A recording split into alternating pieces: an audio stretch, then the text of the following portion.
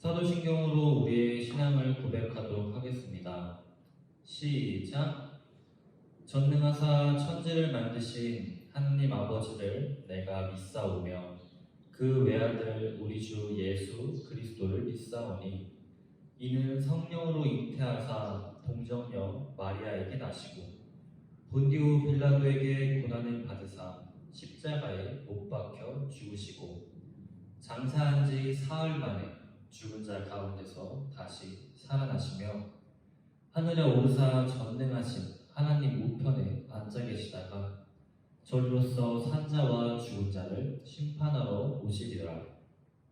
성령을 믿사오며 거룩한 공예와 성도가 서로 교통하는 것과 죄를 사하여 주시는 것과 몸이 다시 사는 것과 영원히 사는 것을 믿사옵나이다. 아멘. 오늘의 말씀은 사무엘상 16장 7절의 말씀입니다.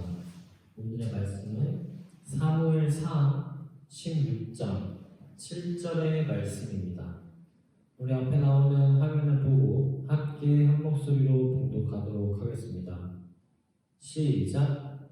주님께서 사무엘에게 이르셨다. 너는 그의 준수한 겉모습과 큰 키만을 보아서는 안 된다. 그는 내가 세운 사람이 아니다. 나는 사람이 판단하는 것처럼 그렇게 판단하지 않는다. 사람은 겉모습만을 따라 판단하지만 나 주는 중심을 본다. 아멘. 오늘 설교의 제목은 하나님의 스트라이크 존이라는 제목으로 함께 할게요. 자, 여러분 설교 시간입니다. 오늘의 설교 제목은 하나님의 스트라이크 존이라는 제목이에요. 여러분 혹시 스트라이크 존이 무엇인지 알고 있나요?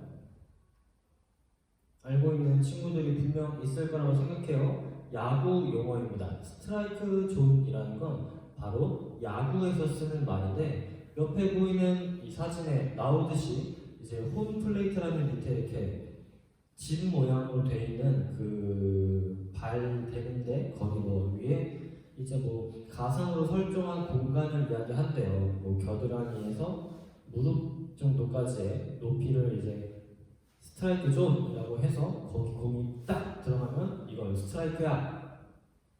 바깥쪽으로 딱 빠지면 이건 볼이야 라고 판정하는 기준을 나타내는 게 바로 스트라이크 존이라고 합니다. 타자들은 이 스트라이크가 3번 되면은 아웃 판정을 받고 이제 공을 칠 기회를 잃어버린 거예요. 그래서 이렇게 바로 스트라이크를 판정하는 그 기준이 스트라이크 존이라는 거예요. 근데 이 판정이 아무래도 사람이 하는 거다 보니까 심판들이 하는 건데 뒤에서 좀 심판에 따라 다르고 사람에 따라 다르다고도 합니다. 그래서 오심이라는 게 존재한다고 해요. 잘못된 판정을 내린 거죠. 그래서 사실 이제 존 바깥에 들어온 공을 이제 이거 스트라이크야 라고 말할 수도 있고 존 안으로 진짜 엄청나게 잘 들어왔는데 바깥쪽으로 들어왔어 이건 볼이야 라고 말할 수도 있다고 합니다. 그래서 논란이 되는 경우도 심심찮게 우리가 확인할 수가 있을 것 같아요.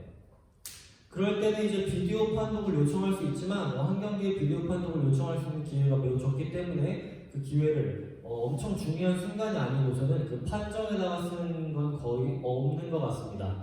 그래서 요새는 이 판정을, 이 존을 정확하게 잡아낼 수 있는 AI 심판이라는 그런 제도도 도입하려고 하고 있다고 제가 알고 있어요.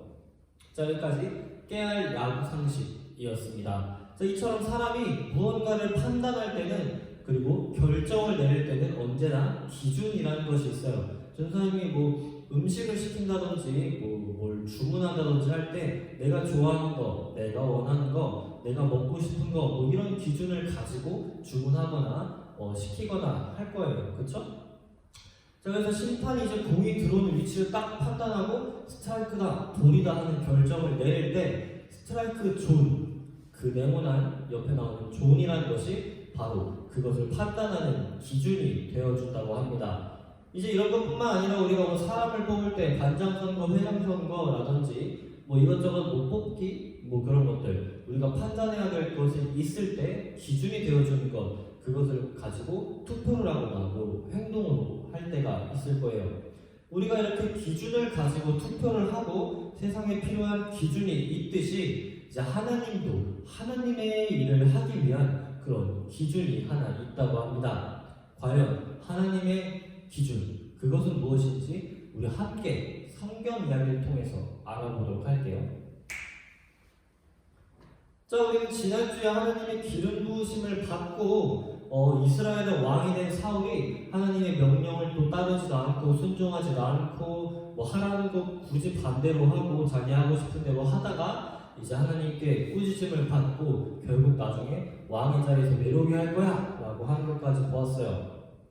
그래서 이제 그것들을 보고 제가 여러분들을 그리고 선생님들한테 그래도 우리는 그러지 말자 라고 말하면서 서로의 인도자가 되어주고 사무엘처럼 인도자가 되어주고 인도자가 있을 때 무시하거나 싫어 난 이렇게 안 할 거야 라고 무시해버리지 말고 그 인도하심을 잘 듣고, 왜냐하면 하나님이 보내주신 인도자이기 때문에 잘 듣고 다시 하나님께로 돌아갈 수 있는 우리가 됐으면 좋겠다 라고 함께 다짐했던 걸로 이야기가 진행되었었는데 기억나시죠?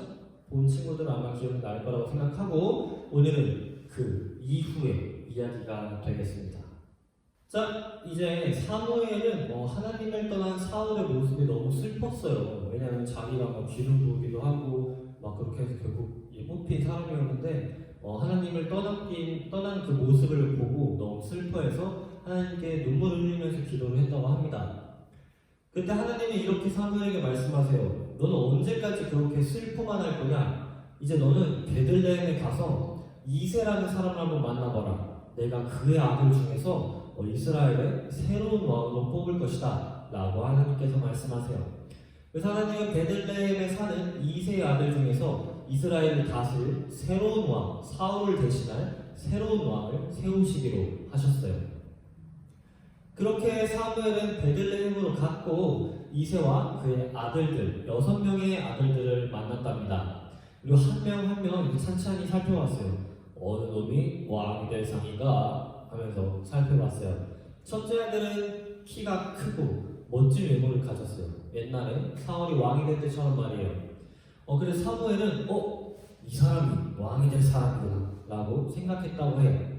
하지만 하나님은 이렇게 말씀하세요. 오늘 본문 말씀에 나와 있듯이 엘리압의 멋진 모습과 키를 보고 판단하면 안 된다. 내가 이미 별을 뽑지 않았다. 사람은 겉모습만 보고 판단하는 게 아니고 나는 마음, 그 사람 안에 있는 마음의 중심을 본다 라고 하나님께서 말씀하세요.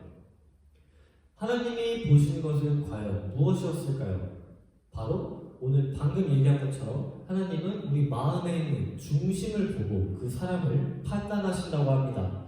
사람의 겉모습이 화려하고 막 멋있는 옷을 입고 막 안경을 쓰고 이렇게 해도 하나님 그 마음 속에 있는, 우리의 마음 속에 있는 하나님의 맞는 사람인지, 과연 하나님을 향한 마음이 어떤지 그 중심을 본다고 하신다고 해요. 그렇게 하나님은 이세 6번째 아들까지 다 보게 하시고 다 아니야 라고 하셨어요. 그래서 사무엘이 이세한테 물어봅니다. 이상하다. 아들들 다 여기 있는데. 그래서 혹시 다른 아들은 더 없습니까? 라고 물어보는 거예요. 이세는 막내 아들이 저 밖에서 양을 치고 있다고 전했어요.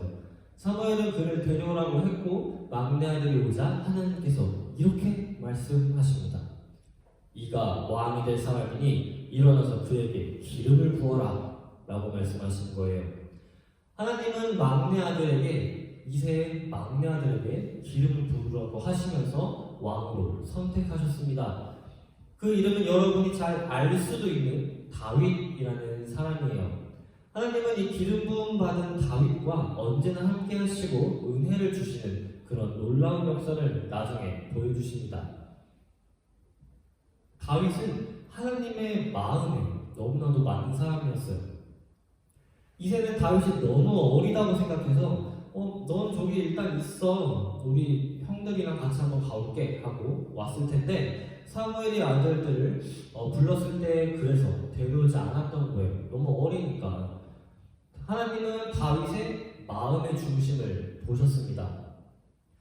오히려 하나님을 사랑하고 말씀을 잘 읽고 잘 따르고 그리고 잘 지키는 그런 다윗의 마음에 있는 하나님을 향한 그 중심을 보신 거였어요. 그렇게 다윗은 결국 나중에 이스라엘의 왕이 된답니다. 사울은 결국 스트라이크 아웃, 삼진 아웃을 당해버린 거예요. 그리고 하나님의 스트라이크 존에 들어온 것은 바로 다윗이었어요. 키가 크고 잘생기고 막 몸이 엄청 크고 막 이러진 않았지만 하나님의 스트라이크 기준, 스트라이크 존 딱 그 기준에는 다윗이 제일이었다고 해요. 아버지는 어리다고 데려오지도 않은 그 다윗. 하지만 사실은 하나님이 스트라이크 존에 딱 들어와 있던 건 다윗이었던 거였어요. 하나님의 기준에 사람의 나이, 뭐 그런 외모 이런 것들은 하나도 상관이 없다고 합니다. 그건 우리 친구들 그리고 여러분들에게도 마찬가지일 거예요. 우리가 가진 모습 그리고 그런 마음, 하나님을 향한 마음, 그 중심, 우리의 내면, 성심 뭐 이런 것들을 보시고 하나님께서 판단하신다고 하십니다. 특히 하나님을 향한 그 마음을 보신다고 해요. 다윗은 제일 어린 막내 아들이었지만 형제들 중에서 하나님을 향한 마음만큼은 제일 크고 높았다고 해요. 자, 이제 계속 강조하면서 말하고 있습니다. 하나님은 마음의 중심이 하나님의 마음에 맞는 사람을 찾으신다라고요. 그리고 그 사람을 세우신다. 그리고 사용하신다라고 오늘 계속 다윗의 이야기를 통해서 말하고 있어요. 하나님의 마음에 맞는 사람은 뭐라고 했죠?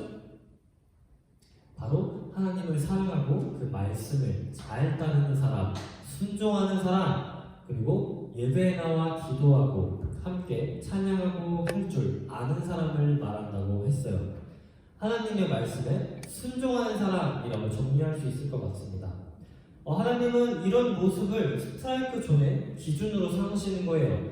하나님은 우리 친구들 중 한 명 이렇게 다 선택하셔서 우리가 지금 영상이나 현장에서 함께 예배를 드릴 수 있는 거랍니다. 가끔 이제 여러분들이 스트라이크 그 존에서 슉 하고 벗어나서 볼이 될 수도 있어요. 하지만 인도자를 세워서 다시 돌아오게 하실 거기 때문에 우리가 그런 역할들을 할 거고 우리는 하나님의 스트라이크 존 안에 다시 이렇게 들어올 수 있는 거랍니다. 그런 우리는 하나님께 감사하고 순종하는 모습을 가져야 해요. 그리고 적어도 하루에 한 번은 기도하는 우리가 되었으면 좋겠는데 짧게라도 좋으니까 우리 기도라는 걸 좀 해봤으면 좋겠어요. 자기 전이라든지 뭐 일어나자마자라든지 시간이 있을 때, 원래는 없을 때 시간을 내서 해야 되지만 우선은 있을 때 한번 해봅시다. 기도 사실 저는 기도할 줄 몰라요 라고 할 수 있지만 기도는 사실 별게 없어요. 기도는 하나님과 대화한다라고 생각하면 될 것 같아요. 자, 옆에 전사님이 짧게 간단하고 쉬운 기도문을 하나 올려봤어요. 함께 볼게요. 시작.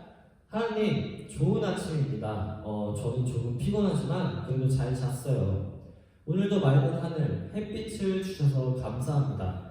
이제 아침밥을 먹을 건데 밥을 먹게 해주셔도 감사합니다. 아침부터 참 감사할 게 많네요. 하나님, 감사합니다. 아멘. 하는 기도. 이런 아무렇지 않은 평소 일상과도 같은 어려운 말, 몸 헤아려 주옵시고 이런 말들 없는 그런 간단한 기도도 기도라고 할 수 있어요. 그렇게 우리가 늘 기도하는 모습을 가졌으면 좋겠어요. 하나님의 마음의 중심에, 하나님을 마음의 중심에 두기 위해선 기도는 필수랍니다. 가장 기초적인 것이에요. 우리가 그 가장 어려운 것보다 가장 기초적인 기도부터 함께 시작하는 우리가 되었으면 좋겠어요. 그렇게 하나님이 보시기에 좋은 그리고 하나님의 기준에 맞는 짧게라도 매일매일 기도하면서 늘 하나님의 스트라이크 존 안에 들어와 있는 우리 초등부 여러분이 되었으면 좋겠습니다. 함께 기도할게요. 사랑의 하나님, 오늘 우리는 하나님의 스트라이크 존을 보았습니다. 하나님의 기준은 언제나 마음을 보시고 특히 마음의 중심을 보신다는 것을 오늘 알았습니다. 이제 우리가 하나님이 무엇을 보시는지 알았으니 그것을 기준으로 삼고 살아갈 수 있도록 도와주세요. 특별히 하나님을 사랑하는 마음을 더욱 주시고 하나님의 말씀을 가까이 하고 순종하는 우리가 되게 해주시고 매일매일 짧게라도 기도할 수 있는 우리가 돼서 마음속에 하나님을 중심으로 하는 우리가 되기를 소망합니다. 그렇게 될 줄을 믿으며 예수님의 이름으로 기도합니다. 아멘.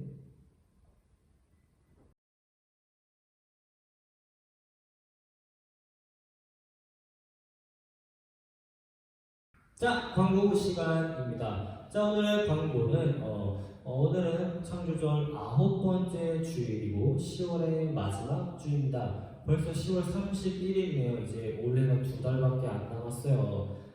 벌써 이렇게 시간이 빨리 흘렀습니다. 자, 이제 우리가 코로나 이런 것들을 다 거의 극복하고 아주 확진자는 많지만 이제 위드 코로나 이런 얘기가 나오면서 점점 여기 나와서 함께 예배드릴 수 있는 그런 기회, 환경이 마련되고 있는 것 같아요. 그렇기 때문에 지금 현장에서 예배드리지 않고 영상으로 예배드리는 우리 여러분들도 결국 언젠가 여기 나와서 함께 예배드릴 수 있을 것 같아요. 그래서 가능하지 않지만 우리가 지금 여기서 함께 예배를 드리고 있는 것을 알아주시고 부모님한테 얘기한다든지 해서 함께 나와서 예배를 드리는 그런 시간을 가졌으면 좋겠습니다. 우리가 사실 많이 만난 적이 없잖아요. 맨날 이렇게 영상으로만 보고 줌으로만 만나고 이러니까 서로 막 얘기할 수 있는 시간도 없고 친해질 수 있는 시간도 많이 없었던 것 같아요. 그래서 나와서 함께 예배 드릴 수 있으니까 꼭 함께 나와서 예배 드릴 수 있으면 좋겠습니다. 자, 제일 중요한 광고입니다. 다음 주 11월 7일에는 우리가 아쿠아리움, 그러니까 아쿠아플라넷, 광교 아쿠아플라넷에 가기로 했어요.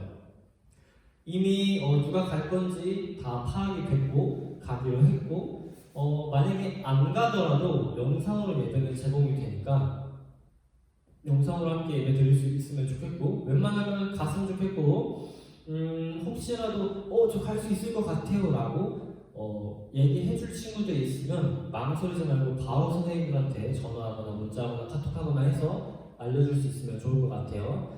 늦어도 목요일까지는 알려줘야 우리가 또 어떻게 또 편성을 해서 할 수 있기 때문에 늦지 않게 빨리 정해서 알려주면 좋을 것 같습니다. 자, 공과 있고요. 공과 때 저 예배 들어왔어요 얘기해 주시고 저 이번 주 하고 살았어요 하고 얘기해 주시고 지난주에 해서 못 나왔어요 이런 얘기들 같이 해주면 좋을 것 같습니다. 자, 공과는 여기까지, 광고는 여기까지고 주기도문으로 예배를 마칠게요.